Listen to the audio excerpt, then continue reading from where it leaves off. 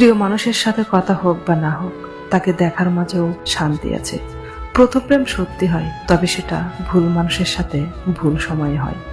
অবহেলা তখনই শুরু হয় যখন কেউ বুঝে যায় যে আপনি তার প্রতি দুর্বল। 3 ধরনের মানুষের সাথে সম্পর্ক রাখা উচিত নয়। উপকার করলে যারা ভুলে যায়, কোনো কিছু ধার নিয়ে যারা ছলনা করে, যারা বিশ্বাসঘাতকতা করে। ধৈর্য ধরো তুমি, যার কাছে ঠকেছ সেও অন্য কারো কাছে ঠকবে।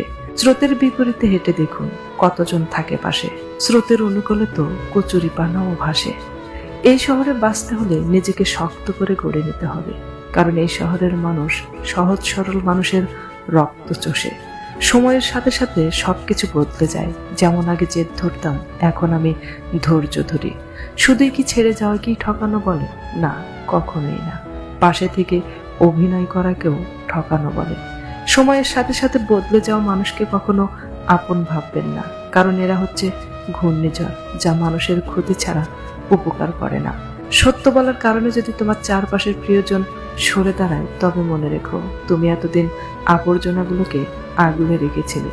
সঙ্গে থাকলেই সঙ্গী হয় না, কাছে থাকলেই কাছের মানুষ হয় না। স্বার্থের জন্য যারা ধরাকে সরাজ্ঞান করে, তারা কারোর বন্ধু হয় না। বেঈমান কখনো কাঁদে না, আর স্বার্থপর কখনো কোনো স্মৃতি মনে রাখে না।